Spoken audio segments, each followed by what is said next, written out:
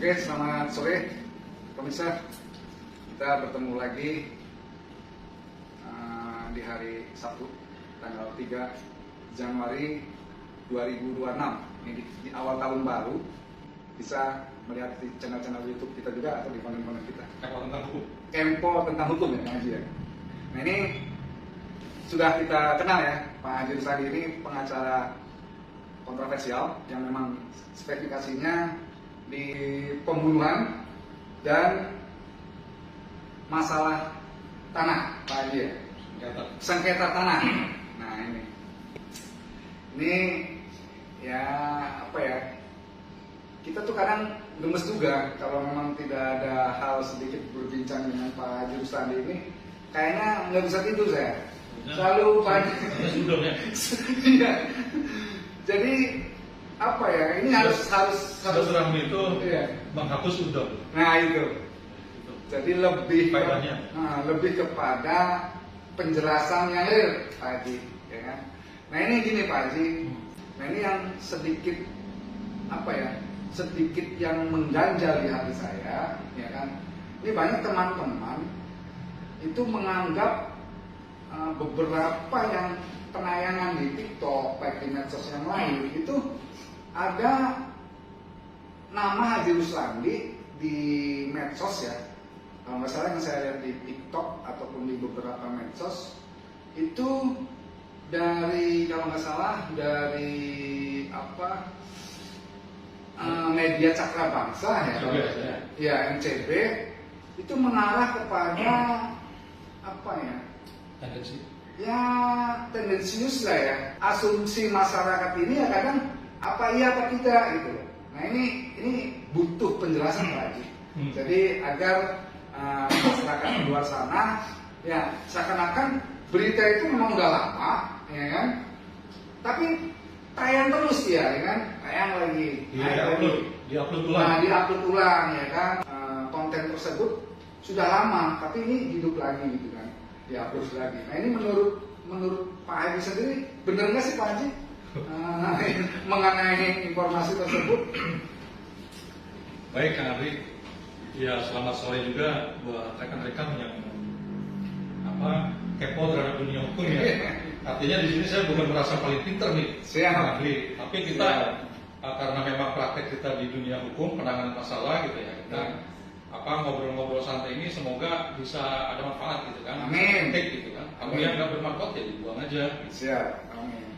Nah jadi memang saya juga beberapa teman ya mengirimkan link gitu kan, ada di VT gitu, video TikTok tayangan-tayangan yang waduh ketua katanya kan, kalau mereka orang partai kan umumnya gitu ya, ketua ini siapa ini, gimana ini, jangan sampai nama ketua rusak. Ada yang teman-teman dari Gabus itu komandan ini. Ya memang sudah rusak sebenarnya. Jadi anggapannya nama saya udah rusak gitu kan, udah rusak oleh akibat daripada tayangan-tayangan perbuatan secara sepihak oleh saudara Asim dari MCB gitu, media Cakra Bangsa. Oh MCB itu Asim ya? Asim ya. Jadi sebenarnya gini ya, awalnya itu saya tidak pernah kenal dengan saudara Asim. Dengan Asim nggak pernah kenal. Waktu masih di DPRD gitu, masih aktif di politik itu nggak kenal. Saya kenal dengan wartawan itu beberapa media seperti Utoyo, Abu almarhum, Haji Adun gitu, terus juga banyak ya Mas Agung gitu kan yang dari PR gitu. Semua terjalin baiklah hubungan dengan saya gitu. Dengan media itu loh, ya kita nggak ada clash-nya, nggak ada masalah. Gitu. Sebenarnya akar permasalahan saya dengan saudara Kasim itu berawal dari saya menangani orang atau tersangka waktu itu yang ditetapkan oleh Unit 3 Tipikor Polres Indramayu yang perbuatan dua tersangka ini inisialnya ID dengan istrinya. Ini menipu uangnya saudara Kasim. Jadi nggak tahu ada hubungan apa ya antara mereka gitu kan, tiba-tiba terjadi masalah, terjadi kasus. Terjadi kasus oleh karena saya memang selalu menjadi pengacara penunjukan Polres. Akhirnya saya mendampingi nih kedua tersangka ini sudah menjadi tersangka. Oh, udah tersangka. Tersangka, saya bilang siapa korbannya? Korbannya ya ini Pak Sim katanya kan. Beliau dari media. Oh ya udah, mudah-mudahan saya kenal gitu kan. Akhirnya saya datangi ke rumahnya. Rumahnya saudara Hasim ini di perumahan Balongan tuh. Oh iya. Perumahan Balongan lah situ. Balongan asri. Iya, Balongan asri ya di situ. Saya datangi karena saya pengacaranya, pengacaranya dua tersangka ini. Ya pastinya pengacara selalu mengupayakan kliennya supaya bisa terbebas gitu kan dari jerat hukum, walaupun memang sudah tersangka, sudah ditahan waktu itu. Tapi setidaknya karena ini bisa dilakukan perdamaian gitu kan, ya diharapkan bisa tercipta restoratif justice lah, gitu kan. Yang penting itu berapa sih kerugiannya gitu, Pak Hasim dikembalikan. Nah, singkat cerita, akhirnya Pak Hasim waktu itu minta uang 1 miliar. Wow, memang korbannya kena berapa sih Pak Haji? Sama korbannya ini Pak Hasim ini sebagai pelapor ini 150 juta secara fakta material yang ada di BAP gitu. Oh, 150 juta. 150 juta. Itu pun dalam apa bentuk cek bodong yang dilakukan oleh pelaku ini untuk membayar apalah gitu. Saya itu harus melihat materi perkara lagi. Itu ternyata zong gitu uangnya. Jadi begitu dicairkan cek itu bodong tidak ada uangnya. Padahal kata klien saya pada saat mencairkan uangnya itu nantilah menunggu konfirmasi gitu. Dan itu menjadi fakta di persidangan. Di persidangan pun saksi keterangan terdakwa itu seperti itu. Jadi ada permintaan kepada Pak Hasim untuk kalau nanti mencairkan, barangkali uangnya belum masuk, karena itu uang proyek. Nah, konfirmasi dulu, jadi barangkali tanggalnya tidak sesuai yang tertera di dalam cek tersebut. Dan tanggal sendiri yang membuat ya saudara pelapor ini. Tapi permintaan dari saudara korban ini saudara, dari dia tanggalnya di diri sendiri. Dari korban sendiri untuk permintaan 1 miliar itu memang terlaksana. Nah ceritanya, saya datang ke rumahnya gitu kan baik-baik, dia minta 1 miliar. Ya mungkin ya dia jelaskan bahwa kerugian ini bukan cuma saya, ada beberapa orang yang rugi akibat perbuatan tersangka gitu kan, ada material dan sebagainya gitu. Nah kalau saya kan pengacara simpel aja gitu kan, apa yang menjadi kerugian korban sebagai pelapor bukan ditumpuk-tumpuk dengan orang lain, dirinya saja gitu kan, yang akan saya kembalikan uangnya dari kakaknya. Hanya saya komunikasi dengan kakaknya. Saya udah ngomong Pak Hasim ini bilang kalau misalnya nanti ada perubahan tidak 1 miliar, ya tolonglah jangan 1 miliar gitu. Bisa turun. Nah seminggu kemudian dia menghubungi saya. Kita ketemu di Bajri waktu itu, Cafe Canela. Ada saudara Ali juga di situ, ada beberapa teman lah gitu, yang mereka juga kenal saya. Dari situ akhirnya tetap membawa tukang gitu kan, tukang bangunan, kemudian material gitu. Turunlah sampai dengan angka 500 juta. Oke, kalau ada 500 juta, saya mau nih berdamai kata pelapor ini, korban ini, Hasim ini sebagai korban. Nah akhirnya uang itu sudah ada di tangan saya 150 juta untuk mengembalikan kerugian kepada saudara Hasim. Nah waktu itu karena permintaannya 500 juta, akhirnya saya komunikasi dengan kakaknya saudara Aksan. Mas ini permintaannya segini. Wah udah Pak katanya, udahlah pasang badan saja. Artinya udahlah kalau gitu ya biarlah adik saya mempertahankan ya kan menjalani pidana gitu lah. Jadi akhirnya waktu itu kita nggak ada sepakat kan? Ya saya pengacara nggak mungkin lah memberikan uang tanpa ada kompensasi yang jelas. Gitu. Kompensasi yang jelas itu artinya tersangka sepakat restoratif justice, tersangka keluar pulang, bahwa kemudian besok lagi ada laporan lagi itu masalah kasus yang lain. Tapi paling tidak untuk kasus yang ini yang korbannya pelapornya adalah Pak Hasim dengan nilai kerugian 150 juta. Ini clear dulu. Itu padahal udah disiapkan. Udah disiapkan. Akhirnya ya udah karena sudah tidak mau diterima, akhirnya ya sudah uangnya saya keep dengan titipan keluarganya. Nah lambat tahun karena kakaknya klien saya ini juga seorang pengusaha pemborong, dia mungkin ada cash flow yang tinggi gitu, untuk pembelian material dan lain-lain gitu. Sedang melaksanakan proyek, akhirnya diminta lagi uang itu. Uang tuh diambil lagi. Ada metafor. Itu aja yang jadi ingut-ingutan Hasim yang sampai dendam sampai sekarang. Kenapa uang 150 juta itu tidak diserahkan ke dia? Ya pengacara goblok kalau seperti itu. Diserahkan, klien masih tetap sengsara di dalam tahanan ya tidak mungkin lah. Saya bukan pengacara bodoh gitu kan. Ya sudahlah, itu sudah selesai dan saudara tersangka juga telah menebus perbuatannya dengan dipidana kan. Oh, itu berapa tahun dengan tersangka? Pidananya 2,10. Berarti udah keluar ini? Sudah keluar. Oh. Sudah menjalani. Berarti memang permintaan dari Pak Hasim sendiri dengan terlalu tinggi ya, dari 1 miliar ke 500, 150 udah dipersiapkan. Ya. Malah tidak sinkron ya, Iya. akhirnya dikembalikan lagi ya. Anak tak cukup beli, akhirnya terus landi baik ini pengacara. Iya. Ya pula pengacara, Iya. buat entek nang pengacara. Oh, Lalu iya. malam jadi balik kena.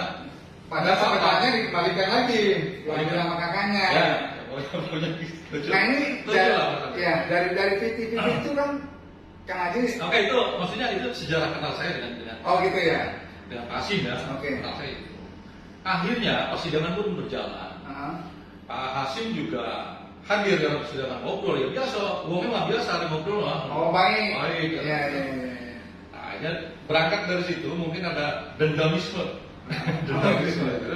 Dendamisme sampai sekarang akhirnya apa nih penyakitnya Ruslandi gitu kan? Apa nih dari perbuatan-perbuatan Ruslandi yang sekiranya gitu kan bisa digoreng-goreng, bisa dipoles-poles sehingga namanya jadi rusak nih. Alhamdulillah dia menjalankan skenario gitu kan, skenario untuk datang ke sini. Kamu pernah ini ya namanya orang kan dipancing-pancing cerita diupload gitu. Tapi itu benar nggak sih Mas? Ya itu kan sudah terbukti di kepolisian.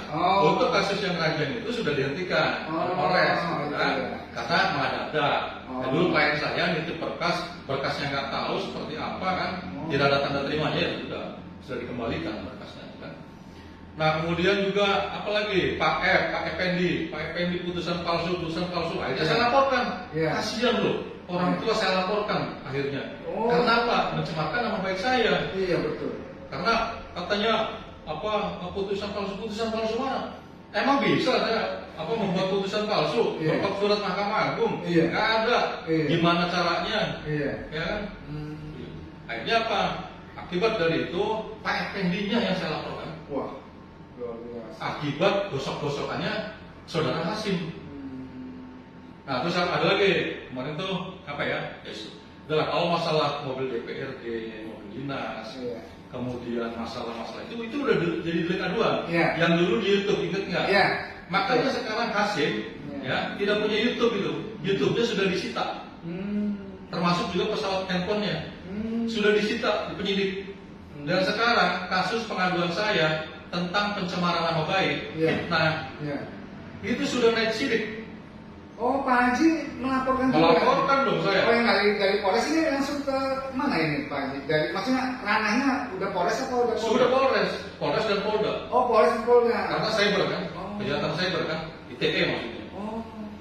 Itu saya laporkan, Mbak. Udah lama saya laporkan. Saya nggak mungkin tinggal diam begitu kan. Dan sekarang sudah bukan pengaduan lagi, sudah naik sidik. Sudah gelar perkara naik sudah lama. Kalau naik sidik, pertama artinya gelar perkara sudah menetapkan bahwa ini merupakan tindak pidana, bukan produk jurnalistik. Karena ada kaidah produk jurnalistik kan. Ya, betul. Mana ada sih produk jurnalistik seperti itu? Berita lama upload lagi. Mesranya apa? Hendak batinnya supaya Ruslandi malu, supaya Ruslandi namanya tercemar, supaya Ruslandi namanya rusak. Tapi apa yang diperoleh oleh saya? Klien saya tambah banyak, rezeki saya tambah banyak. Buktinya saya bisa bangun kantor kan, miliaran ini.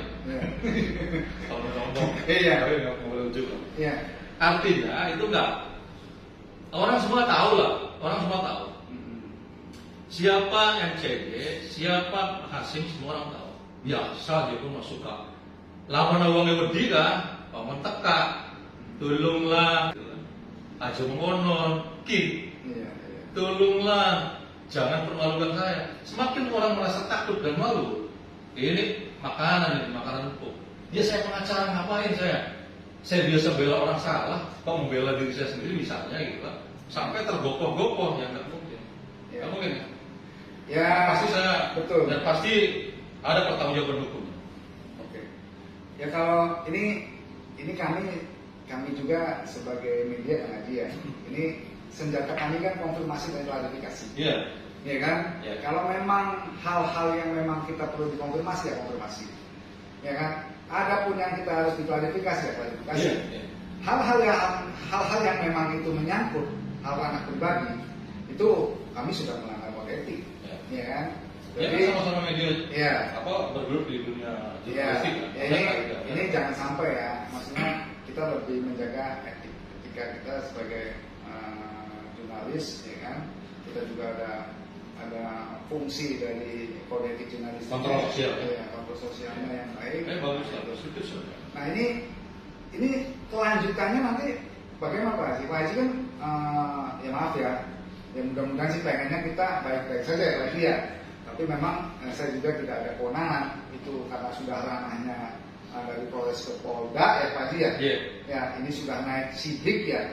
Naik penyidik atau naik sidik? Naik sidik. Kalau yang namanya naik sidik itu tidak mungkin turun kepada penyelidikan. Oh gitu. Pasti naik terus. Tidak mungkin sudah SMA turun menjadi SMP. Waduh, ini maka harus ada tersangka nanti. Wah. Serius berarti Pak Haji? Serius. Dia juga serius. Bikin video, bikin apa gitu, narasi, Ruslan ini WhatsApp talk apa segala macam. Nah ini wakamit dari wakamot nggak maksudnya dari gabah beras dendam menir itu kan apa maksudnya? Nah ini Pak Haji ini gini, dari Pak Haji sampai dengan pengambil tindakan untuk melaporkan Pak Hasim ini apa sih Pak Haji penyebabnya? Penyebabnya itu nggak ada penyebab yang lain. Saya nggak pernah ngusik orang. Saya orangnya nggak pernah ngusik orang. Dia dendam sendiri kan tadi ceritanya kan. Dure saya membela orang yang menipu dia. Nah barangkali ada hal-hal yang memang signifikan gitu kan? Nggak ada. Pada saya nggak ada. Individunya Kang Haji sendiri. Selama ini saya tidak pernah kenal saudara Pak Hasim dan media Cakra Bangsa. Banyak media saya kenal, tapi ya waktu saya di politik ya kan namanya juga DPRD kan selalu ada ruang humas kan ada. Dan saya selalu baik dengan rekan-rekan wartawan. Iya. Nggak ada ini. Ya kami juga sebetulnya kenal baik ya Pak Haji Iya. ya. Dengan Pak Hasim ini kan kita sebagai sama-sama media baik lah. Saya selalu panggil ya Pak Hasim ya kan. Kalau misalnya saya juga kan sebenarnya kan gini ya, keberhasilan saya sebagai pengacara tanpa kiprah teman-teman wartawan nggak akan ada orang yang tahu, ya kan? Betul. Walaupun sekarang zamannya bisa membuat berita sendiri. Betul. Tapi sebaik-baik mungkin saya menjaga hubungan silaturahmi itu dengan wartawan. Betul. Makanya kan saya ada sekali waktu kita kumpul, terutama ulang tahun saya tuh. Ulang tahun saya kumpul makan banyak wartawan dan ya kalau mau mencerdaskan kehidupan bangsa gitu kan lewat pemahaman hukum dan sedikit mungkin saya ada pengalaman politik. Betul. Itu kan jelas ada kontribusi sosialnya terhadap masyarakat. Samping melakukan kontrol sosial. Nah ini udah lama nih orang lupa. Udah berapa tahun ya? Disegarkan lagi ingatannya. Ini loh. Yang namanya melawan lupa itu tragedi sejarah. Kayak Metro TV melawan lupa. Bukan melawan lupa seperti itu. Itu namanya apa ya? Lagi galau mungkin.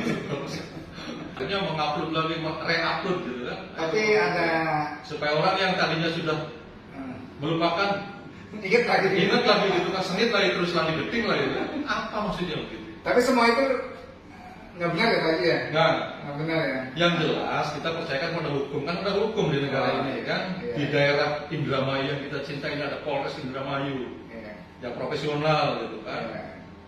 Dengan segala macam keberhasilannya, pengungkapan mana ada kejahatan yang nggak terungkap. Apalagi seorang Ruslandi, apa hebatnya Ruslandi? Betul. Kalau dia punya salah, Betul. ya kan? Tinggal laporkan saja, yakin Askrim itu akan profesional. Walaupun kenal dengan Ruslandi, tetap mereka. Nah dengan perlakuan saya sama. Dengan adanya pelaporan sampai dengan naik sidik ini, apakah ada Pak Haji barangkali ya kami melihat kami sebagai teman-teman media, apakah Pak Haji punya hati apa ini bisa dicabut kembali atau gimana? Memang ya kalau dalam tindak pidana ITE itu kan disediakan ruang untuk bisa damai. Oh gitu ya. Bisa damai dari mulai tingkat nanti kan kepolisian mendamaikan. Sebenarnya ada beberapa pengacara kesini. Saya. Oh, iya, kuasa hukumnya Pak Hasim ini. Oh ada. Ada Mas Makali. Oh ada. Ada banyak Pak. Oh Pak Haji Makali Kumar. Oh luar biasa. Salam biasa. Pak Haji Makali Kumar. Saya juga kadang-kadang kalau sama Mas Tony kan ngobrol kan dikit kan. Oh, sama Tony RM. Iya, Tony RM kalau ketemu ngobrol gimana?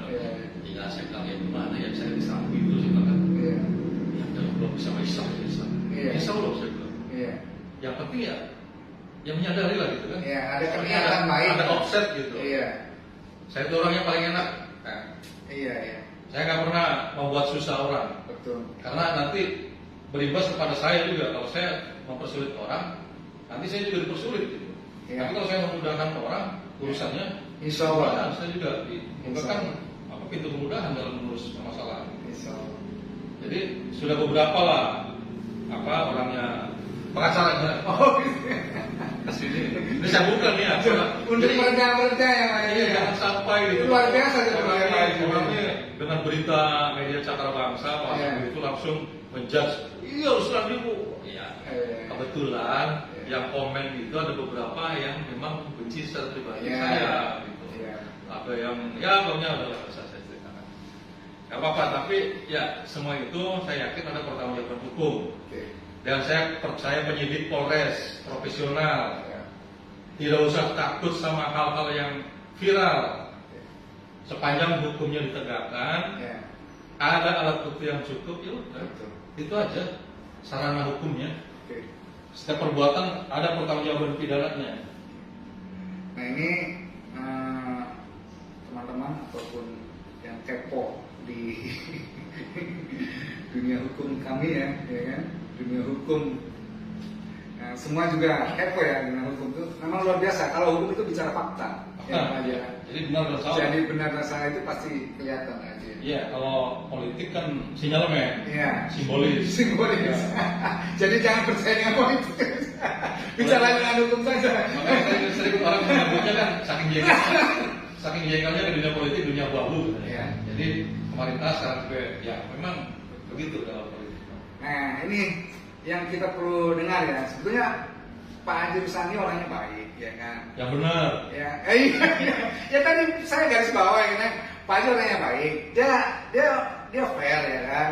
Ya mudah-mudahan teman-teman kita ya kan sebagai jurnalis kita kan selalu bersinergi kan Haji, ya kan? Baik pengacara sama-sama satu profesi ya kan saling bersinergi untuk mengangkat suatu pemberitaan ataupun apapun ya kan informasi tersebut untuk masyarakat ya. Nah ini saya berharap dengan kejadian-kejadian yang itu ya kan yang lalu-lalu udahlah kita bisa ikat kembali ya kan, kita bisa rembuh kembali, apalagi ini sudah di awal tahun Pak Haji ya kan, awal tahun baru di 2026. Jadi jangan sampai dengan egois kita sendiri ya kan, atau egois hati kita sendiri nih ya apa ya menjadikan hukum itu sesat katanya kan. Iya. Ya kan? Nah ini. Jadi itu saja. Terima kasih untuk penjelasan Pak Haji yang kemarin menjanggal pemikiran saya. Ini sekarang saya sudah terbuka Pak Haji. Baik. Yang mudah-mudahan informasi ini juga. Ini juga harus ditayangkan nih. Oh siap. Di apa di TikTok juga. Gitu. Oh ya. Supaya sekaligus klarifikasi kepada publik juga. Oke. Ya publik juga ya paling tidak itu kan versi sana, versi Ruslani seperti apa sih? Oke. Begitu saja. Terima kasih yang kepo-kepo. Nanti kita bisa melihat di channel yang kita tayangkan. Terima kasih Pak Haji. Ya, sama-sama. Sukses selalu. Selamat tahun baru.